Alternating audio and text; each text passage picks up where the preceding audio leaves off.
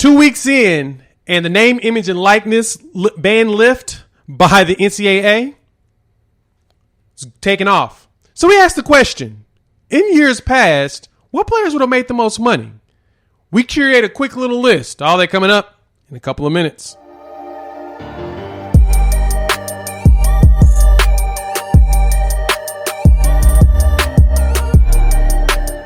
What's good, everybody? It's your boy Jay here with Unfair Sports, where we take a pensive approach to the sports conversation. And in this video, we're going to talk about NIL and what players would have made money if this existed in their time. All right, Jimmy. Let's move into some fun conversations. I have been excited about this. Yourself. I can't. So everyone knows that the NCAA had suspended their rules around name, image, and likeness. I do have videos coming out this week. I need to do post editing on to put out.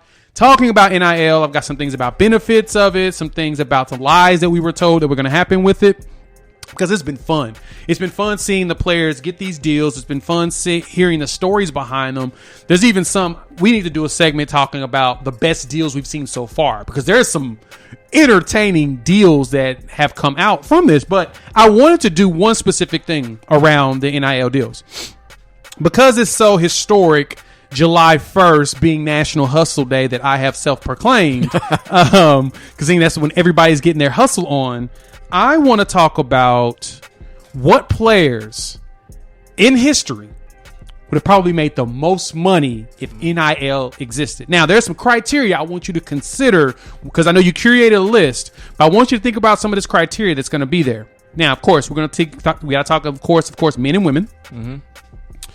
Couple things to think about. Marketability. How big of a person were they in this time to be able to make that kind of money? And lastly, with a lot of our great selections that are going to come in here, years before, no social media presence. So that really plays into how big of a deal were they in their time. So I'm going to let you start off and give us the first person that you think about. Now, this is not an official full list, because we're not going to be able to go in order, because there's so many people you're going to think about. You may even forget. You may name somebody I didn't think about. I've probably got like 40 people on here, but I got it narrowed down to about 5 that I think would probably eat on NIL. So, I've got a top 5 list, and I've got a few honorable mentions. My number 5 on my list was Zion Williamson.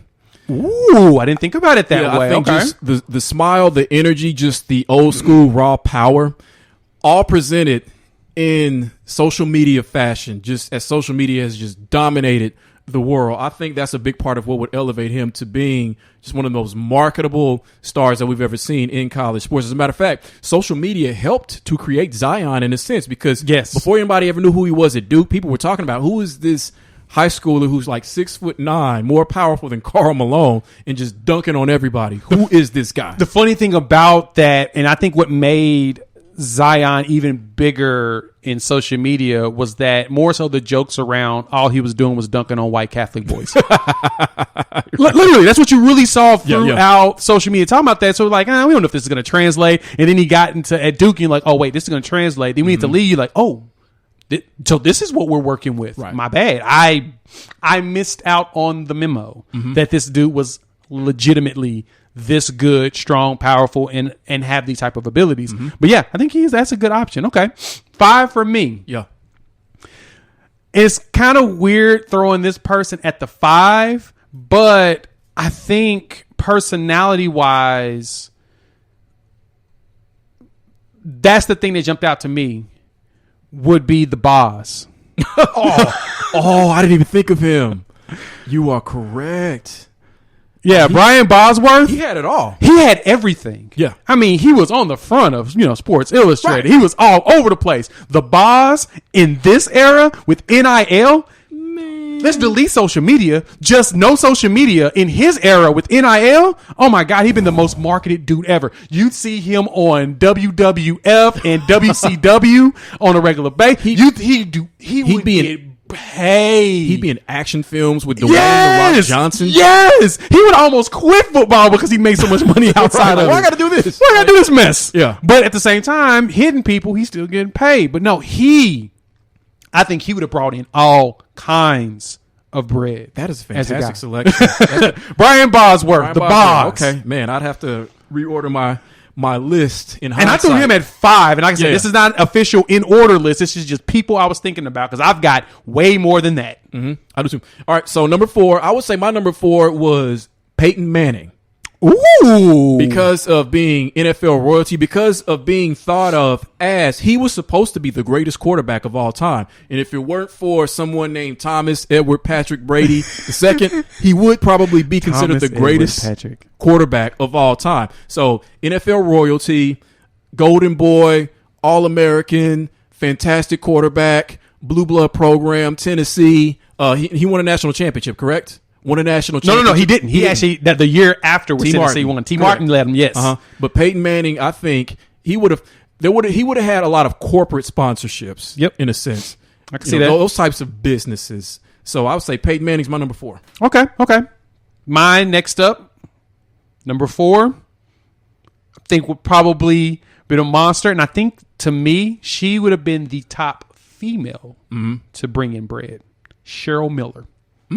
She, of course, went to television after playing the game, Olympian, monster on the court. I mean, she always jokes about how she just destroyed her brother Reggie all the time. But Cheryl was a beast in broadcasting. I remember watching highlights of her when I was younger, on the grainy TVs and everything back in those days. But her as a broadcaster, I was so impressed just with her presence in doing that. I believe as a player, she would have made the magic happen. Make the magic happen. I think Cheryl Miller, put her 4th on my list that she probably killed it. It's a real good selection. My number 3, now there's someone I'm going to mention in honorable mentions who I could switch with this number 3 pick. Okay. But my number 3 pick would be Reggie Bush. Ooh, look at you. Yeah, who already in Los Angeles, what they call him, Jesus and Cleats.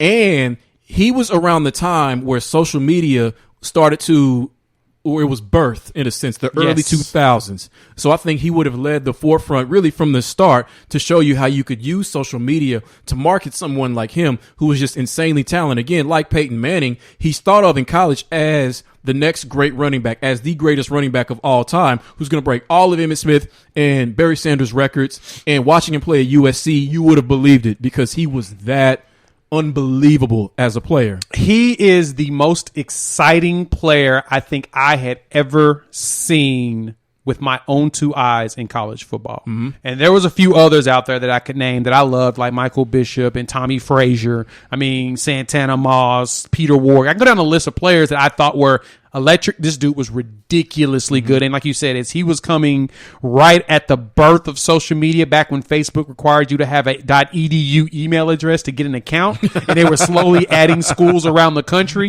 Yes. This dude was a monster. Okay, so it's actually a good choice.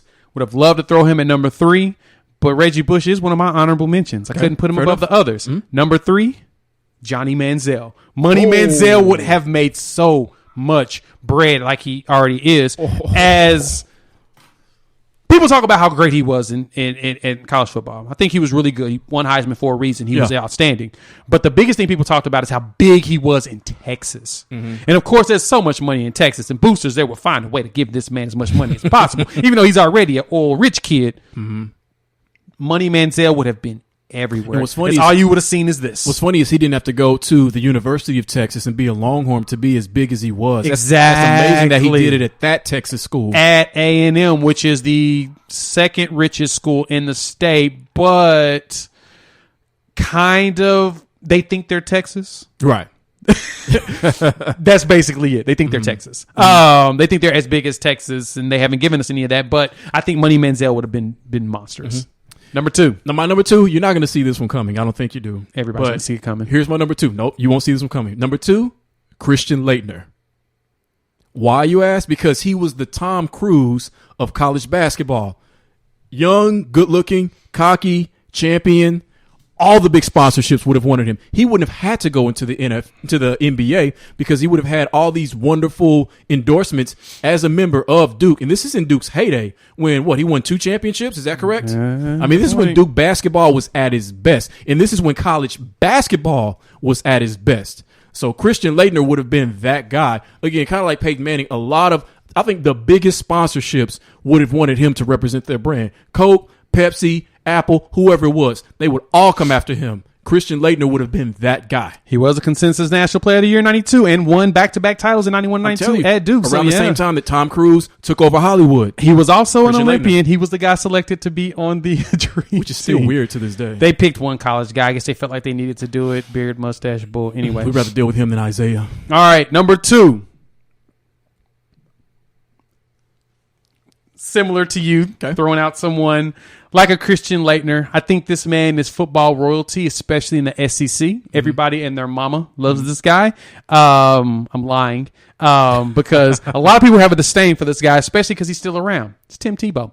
Tim Tebow would have made a killing like he already was there. Now, this is the thing about Tim Tebow, and the one thing a little bit that already rubbed me the wrong way about him. Tim Tebow came from a pretty, nice little privileged lifestyle. Right. And Tim always rails against the idea of paying players. He's anti it. He feels like that takes away from the sanctity of college football or whatever beard he likes to throw out there. Yeah. But if you go back and watch some of the interviews that Tim Tebow did back in those days, Tim Tebow had his own brand. And he was wearing shirts of his own brand in those interviews. Not school attire, Tim Tebow attire. So when you have the ability to do that, you can afford that, and you have the connections to be able to do things like that, kind of skews your viewpoint in what's going on. But Tim Tebow would have made a killing off of that brand immediately. People would have flocked straight to it. All the Christian, religious right, conservatives would have ate up everything he had, like they already do today. They would have totally just bought into Tim Tebow and everything he had to offer at that point. And as a college student, he would have killed it. Yep, That's a really good one. And I know your number 1 because your number 1 is the exact same as mine. I guarantee it. Bo Jackson.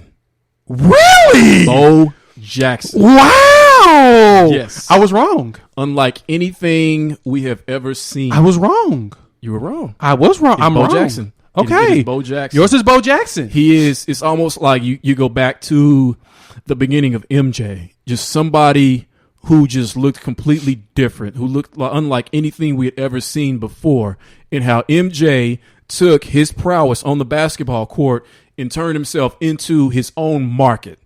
Bo Jackson would have been able to do the exact same thing at Auburn.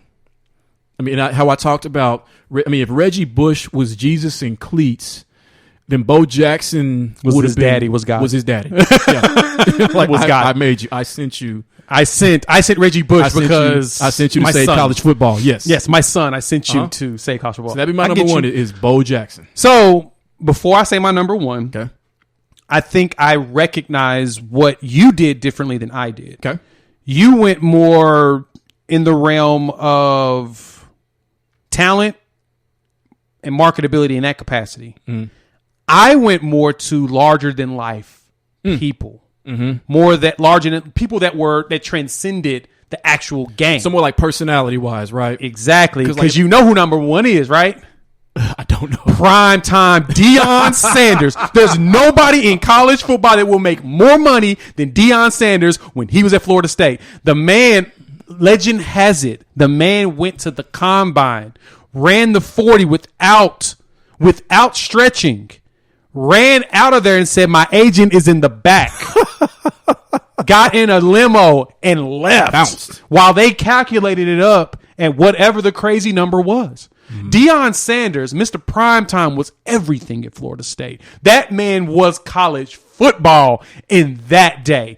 And I don't think that, especially with his big personality he has today, as much of a showman that he is, I believe that as great of a player as Bo Jackson was, he could never surpass what Deion Sanders was on and off the field. When I mentioned earlier that there was an honorable mention that I could swap out with Reggie Bush, it would have been Deion Sanders. I gave Bush the edge because of the era in which he came up through, the birth of social media. But Deion Sanders being 1, 2, or 3 no problem with that at all because of that larger than life personality that he still maintains to this day. So I totally understand that. Okay. Honorable mentions. What do you? How many do you have? I've got. Let's run through some quick I just ones. give you the names. I've got 5 of them. Okay. Tim Tebow was one of my honorable mentions. Deion Sanders was one of my honorable mentions. O.J. Simpson, who led the nation in rushing. Ooh, he is a big personality. Yeah, in L.A. So I mean, and we saw just how marketable he was post NFL career until all that trouble and stuff happened. So O.J. Simpson. One that was kind of interesting to me was Lou Alcindor as well at UCLA. Did he even lose a game at UCLA? I mean, were they like 90-1? I think he did lose like one game, but he did yeah. win like every national championship. They changed the rules. They had the Lou Alcindor rule. Did you hear about that? Where they wouldn't allow them to dunk because he was that Your dominant. finger touches that rim, your team's going to be thrown out of the arena. Yeah, because he was that dominant. Yes. And my last one was Candace Parker. And I really didn't know exactly why other than just how phenomenal she was. But what do you think about her?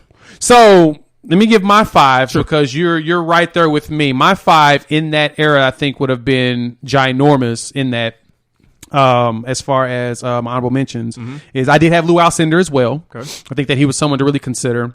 This was an interesting one that I wanted to ask you what you would think about Matt Leinart. Yes. He had the perfect California aesthetic and television of everything. You know, and I actually, when I was thinking about Reggie Bush, I was thinking about Matt Leinart because Matt Leinart was all about Hollywood. Reggie Bush, yes. You know, they say he didn't really go out and party all that much, at least not while he was at USC. Matt Leinart was totally about that life. Yeah, he was because Reggie Bush was flashy on the field. Matt Leinart was flashy off the field. right. With that. So that's 3. That says those 2. Caitlin Ohashi. Okay. The gymnast from UCLA that did the Michael Jackson routine, that got the perfect 10. Yes. She had her personality and her social media following, of course, was just freaking ridiculous at that point, that I feel like she would have really jumped and people would have jumped all over the opportunity to do something with her. Rebecca Lobo at UConn. She, especially as they were beginning to transition into the W being created, she was one of the most marketable players in that list of people. Her and Lisa Leslie. I think that that's 2 that you can look at as well. And I'll throw a 6th one out there. Okay. Because they didn't get as much love. They don't get as much love as they probably should, but Marion Jones. Yeah, she was a great basketball player. Yes, at UNC. She's in North Carolina. She played North Carolina and ended up quitting to focus on the Olympics. And she was a monster on the court. She was just like Jackie Joyner-Kersee was. There you go. Yeah, exactly. I want to throw this one out at you. How about the Miami Hurricanes? The entire team. I have them on my list. I have the entire Miami championship teams in the 80s. Yep. They would have got market. They would have got all kinds of people. Everybody, Michael Irvin and just grit, baby. They would have. Yes, I mean, they would. Yeah, they did get paid. I mean, of course they got paid. I mean, another one to throw out there before we wrap up. Eric Dickerson. Yes. If you don't understand why I would say Eric Dickerson, go watch the Pony Excess. He's the reason why SMU got the death penalty. And even though he doesn't want to admit to it, him and everyone else were basically on the state of Texas payroll. The governor was paying him money. And they couldn't get out of it because they had contracts. Legally, you pays me these money. But and the last one I was thinking about to go along with that was, a couple more to think about, probably like either Hope Solo or Mia Hamm. I think that they would have probably been pretty monstrous in the marketing out there on the soccer field. So I think so. And I think, in the comments, especially if you watch this on YouTube, give us what would be like your top 5, the top 5 money earners you think in the history of college sports who just would have cashed in during this time. Yep. And don't worry about putting them in the exact order. Yeah. Just give us 5 more people. Give us people to think about, because I feel like this will be a fun discussion going forward, because there's so many people you could choose from. And there's so many people I couldn't even think of, probably. I know there's a ton of people I couldn't think of. Like, I was looking at like Santana Moss and Peter Warwick. They were super flashy return men back in those days. I was like, oh, no, those will probably be fringe guys. They probably make some money. But as far as high earners, I know I'm missing someone on the women's side. I know I'm missing someone outside of the big sports, football, basketball. Hell, it's probably a baseball player I'm not even thinking about that I probably should be thinking about. But they went pro. King Griffey Jr. went pro. He didn't go to college. Forget that stuff. Won't waste my time. So, yeah, hit us up in the comments. Let us know what you think.